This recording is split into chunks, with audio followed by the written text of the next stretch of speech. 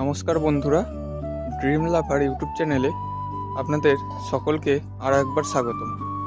Mission second flash of bougainvillea সিরিজের আজকে 5th part. এই 5th পার্টে আমি যে জিনিসটা গাছে প্রয়োগ করব সেটি আজকে এই ভিডিওর আলোচ্য বিষয়।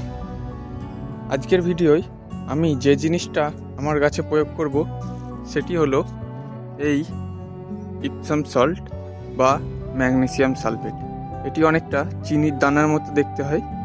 এটির কাজ হলো গাছের যে সমস্ত পাতা ফ্যাকাশে বা হলুদ হয়ে ঝরে যাচ্ছে বা হলুদ হয়ে যাচ্ছে সেই সমস্ত পাতায় নতুন করে ক্লোরোফিল কণা তৈরি করে এবং গাছের পাতাকে সবুজ সতেজ রাখে। এবং আমার ক্ষেত্রে একটি জিনিস ঘটেছে, আমি যে মিক্স খাবারটি দিয়েছিলাম গাছে সেটি হয়তো ডিকম্পোস্ট করা থাকেনি।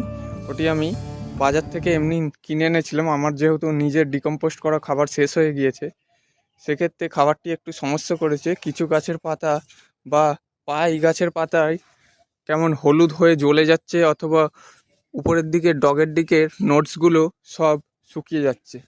দেখুন, এটি আমার অ্যাডার্না গাছ। এর দেখুন সব পাতা এইভাবে জ্বলে গেছে। তাই এই সময় আমি ইপসাম সল্ট বা ম্যাগনেসিয়াম সালফেটটা প্রয়োগ করছি, যাতে করে আমার এই গাছগুলো এই স্ট্রেস থেকে মুক্তি পায় এবং নতুন করে নিজেকে মেলে ধরতে পারে। তো চলুন এবার আমরা দেখে নিই কীভাবে আমরা ইপসাম সল্ট ব্যবহার করব। দেখুন, আমি একটি 2 লিটারের পাত্র নিয়েছি। এখানে আমি 3 চামচ বা 6 গ্রাম মতো ইপসাম সল্ট প্রয়োগ করব। প্রতি লিটারে 2 গ্রাম। এভাবে আমরা দেওয়ার পরে এটিকে যেমনভাবে আমরা স্প্রে করি খুব ভালোভাবে ঝাঁকিয়ে নিতে হবে। নিচের দিকে এই এপসাম সল্টগুলো দেখবেন চিনির দানার মতো রয়ে গেছে। ভালো করে ঝাঁকিয়ে নিলে তবেই এটা ভালোভাবে গুলবে।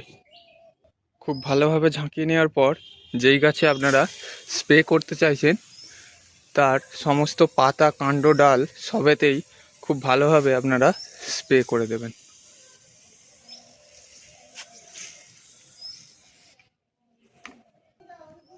বন্ধুরা, ভিডিওটি যদি আপনাদের ভালো লেগে থাকে এবং কিছুটা হলেও ইনফরমেটিভ মনে হয়ে থাকে তাহলে অবশ্যই ভিডিওটিতে একটি লাইক করবেন এবং চ্যানেলটি সাবস্ক্রাইব করে আমার পাশে থাকবেন। এবং এর পরবর্তী আপডেটগুলি পেতে অবশ্যই পাশের বেল আইকনটি ক্লিক করে রাখবেন। ধন্যবাদ।